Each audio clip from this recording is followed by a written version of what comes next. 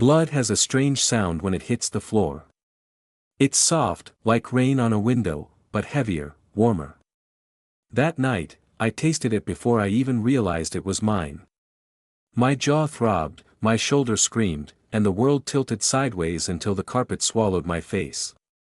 I could smell the iron, feel the heat of my own body leaking into the fabric. And above me, silence that I waited for someone to move, to shout, to do something. But she just stood there. My sister. Arms folded, face empty, eyes cold. The man who hit me, her husband, was still breathing hard, his knuckles red. I could hear his heartbeat in the air. He said, "You should have stayed out of it." Out of it? How do you stay out of your own sister's pain? I had come that night because she called me crying. Her voice cracked like glass through the phone. I didn't think, I just drove. And when I walked through that door, the smell of whiskey and something burning hit me. She was sitting on the couch, her face red, mascara streaked, and he was pacing like a storm waiting to strike. "Get out," he'd said. That I told him to calm down. I told him to sit, talk, breathe, but his fist spoke faster than his mouth. The sound of it still echoes somewhere in my skull. Lying there, I thought of the summer when she used to hide behind me from bullies. How she'd tug my sleeve and whisper, "Don't let them hurt me." And now, she was watching him do worse. Watching and saying nothing. That I pulled myself up, dizzy, my shoulder hanging wrong. "Is this who you've become?"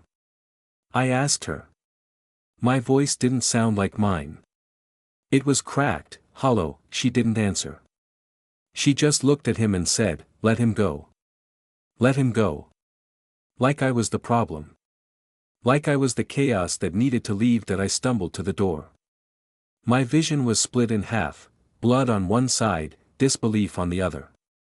I remember the cold air outside biting my skin, the taste of iron still in my mouth, and the realization that family isn't always safe. Weeks passed. She stopped answering my calls. My messages turned into echoes. Then one night, she texted me, "I'm fine. Don't come back."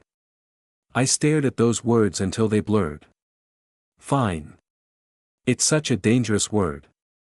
People use it when they've already given up. A few months later, I got another call, this time from the hospital. Her voice wasn't there anymore, just machines and silence. He was gone, arrested. She was alive, barely. When I finally saw her again, her eyes were empty mirrors. She whispered, "You were right." And I wanted to tell her that being right had never felt so wrong. Sometimes I replay that night in my head. The punch, the silence, the way she looked at me like I was the enemy. I think about how love can twist, how loyalty can blind, how blood can betray. And if you're watching this, if you've ever stayed quiet while someone you love got hurt, don't. Silence doesn't save anyone. It only buries the truth deeper, because I learned the hard way, sometimes the people you die for are the same ones who hand you over to the fire.